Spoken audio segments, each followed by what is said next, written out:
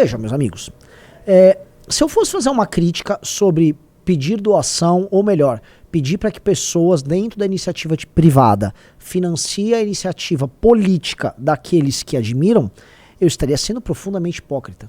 Porque eu peço contribuição para o MBL e eu acredito firmemente que as iniciativas políticas devem ser bancadas pela iniciativa privada. É assim que acontece nas principais democracias do mundo e, enfim, não é demérito de ninguém. Então, se tivesse Bolsonaro, por exemplo, tocando uma campanha agora dele sobre algum tema que ele considera importante, estou lutando contra os inimigos do nióbio, vá lá, e abrisse lá uma vaquinha, beleza. Agora, o Bolsonaro, ele tem uma série de problemas na justiça, problemas, assim, bastante desabonadores. Inúmeras condenações vão rolar agora que ele não tem mais o foro privilegiado. Ele é um homem comum na planície, como todos nós. E aí o cara fica organizando grandes vaquinhas virtuais para pagar suas multas e na prática se bancar, porque não se iludam, deve ter entrado no mínimo uns 2 milhões, 3 milhões de reais pro Bolsonaro facilmente, tá? E sendo que isso não está ancorado na construção de uma causa, num horizonte, nem nada, é simplesmente um ato de submissão e de carinho público que não tem objetivo geral. É muito triste, é muito sintomático de onde a gente está indo parar. Porque vejam, meus amigos, Bolsonaro é o maior inimigo da ação política de direita hoje. Toda vez que há um tema controverso que obriga a direita a se posicionar, eis que surge Bolsonaro e, tal qual um herói, ele se sacrifica ou em nome do sistema ou em nome especificamente do STF. Exemplo, houve uma manifestação agora, essa manifestação tratava do caso da Lenhol, mas ela poderia se ampliar para tratar da questão da censura que voltou e a gente vai tratar hoje. E não, parem tudo, Bolsonaro falou que não é para ter manifestação. Quando houve a tentativa de nomear o Zanin, que deu certo por parte do governo Lula, né, o Lula nomeando o seu advogado, a direita começa a atuar. O Nicolas foi lá, era só eu falando do Nicolas aqui, né? O Nicolas vai lá e todo ágilzinho lá, todo magrinho, entra com sua ação contra contra o Zanin. E ele é recriminado pelo bolsonarismo. Bolsonaro trabalha junto com os seus para eleger o Zanin. Flávio Bolsonaro e turma e evangélicos articulam pro Zanin no Senado. Zanin passa. Então tem um padrão que acontece desde idos de 2019, que é toda vez que há um problema com o sistema, Bolsonaro é o primeiro a esfriar a militância. Então ele é um elemento não de aglutinação em redor de uma causa. Ele não é um elemento que aglutina as pessoas para lutar contra algo ou a favor de algo. Ele é apenas um elemento carismático que pega esta energia de mudar o Brasil das pessoas e joga ela pra si. Então quando o Bolsonaro pede dinheiro, não é, olha, me dê esse dinheiro aqui porque eu estou fazendo esta coisa. Não, me dê este dinheiro aqui. Ah, eu vou pagar minha multa logo mais. Não, tenha mais salário.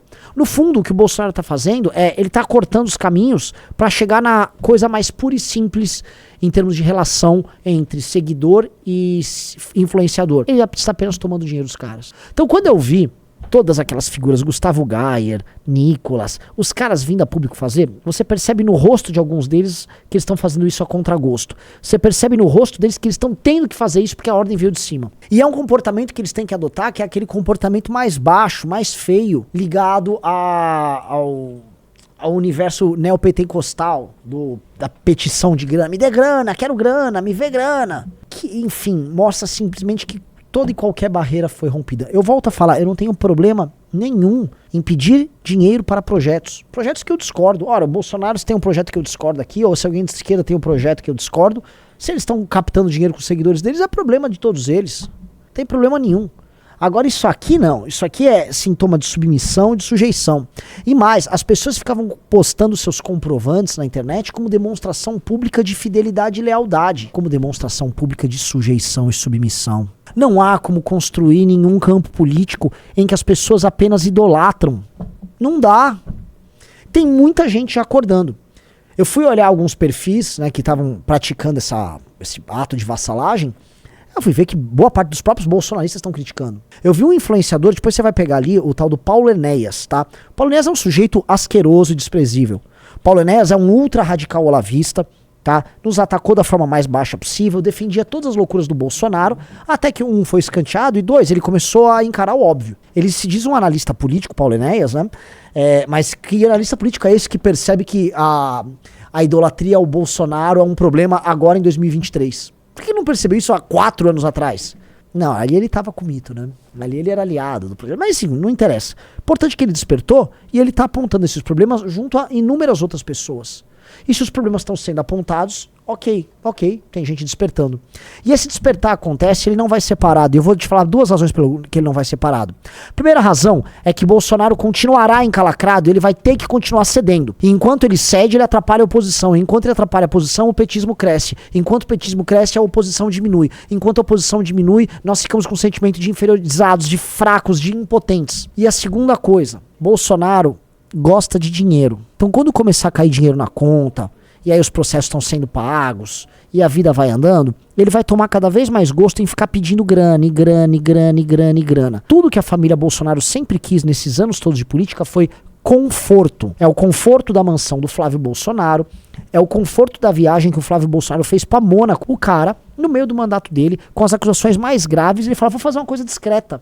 Eu vou pra Mônaco, junto do Jet Set Internacional, ficar hospedado em hotéis caríssimos, andando no camarote que a realeza global toda se encontra. E aí estava a realeza do Vivendas da Barra, senhor Flávio Bolsonaro, o rei da rachadinha ali naquela família, participando disso. E os fãs achando lindo. Parabéns, Flávio, parabéns. Parabéns, nos representou em Mônaco, junto com os empresários amigos do governo. Essa família, que só quer conforto, que só quer grana, que só quer comprar imóvel, vai ficar sugando os seus discípulos, seus súditos, seus vassalos, da maneira mais humilhante possível. Então, esses 2 elementos eu coloquei aqui, e esses 2 elementos vão atrapalhar o andamento daquilo que a gente chama de direita. Vai atrapalhar aquilo que a gente chama de oposição. Então, o buraco que nós estamos tá bem distante de ter chegado ali no fundo, entendeu? Esse poço vai prosseguir, você vai poder mergulhar, e eu vou falar que sim, o buraco é tão fundo, tão fundo, tão fundo, que até aquele submarino que afundou não resistiria à pressão das águas profundas do poço sem fim do bolsonarismo, tá? São tempos muito tristes para todos nós, tá? Eu também queria agregar, e eu acho que a gente tem que colocar isso aqui em discussão, talvez seja um momento da gente repensar tudo. Os escombros da direita, os escombros da oposição estão muito aparentes. As brigas intestinas, ou seja, as brigas internas estão rolando ali. E quando isso aqui começar a emergir, vai ser muito feio. Muito, muito feio. Um dos primeiros relatórios do Clube MBL tratava da balcanização da direita bolsonarista, da forma como ela vai se dividir em múltiplas estruturas de poder, menores, obviamente, porque na falta de um líder forte, todo mundo vai querer cuidar do seu. E a gente tratou disso, a gente deu nome aos grupos, e os grupos estão ali se organizando, seguindo mais ou menos a lógica que a gente havia esperado. Então aguardem, porque isso vai acontecer. Isso está acontecendo, e até que a direita renasça e se reorganize, a gente vai sofrer bastante. Eu vou dar um exemplo que aqui, termino aqui meu editorial. Voltaram com o tema da PL das fake news, o PL 2630, que é o PL da censura. Está sendo tocado pela Rede Globo, pelo Sleeping Giants, pelo Felipe Neto. E eles estão voltando a acelerar em redes sociais a campanha para passar esse projeto pró-censura desesperadamente. Você vai me perguntar, mas Renan, por que eles estão fazendo isso? Porque eles voltaram a ficar fortes no jogo. Porque de lá para cá não foram eles a enfraquecer. Foi a direita enfraquecer. Então, meus amigos, com esse alerta eu começo e dou boa tarde para todos vocês. E ó, inscreva-se. Se não bater essa meta de inscritos, eu vou ter que renunciar ao mandato, que eu assinei um contrato aqui, então eu preciso que vocês se inscrevam aí e a gente bata a meta de inscritos, tá bom? Mas tudo bem também, se vocês quiserem que eu renuncie, depois dá uma olhada lá quem é meu suplente. Um abraço.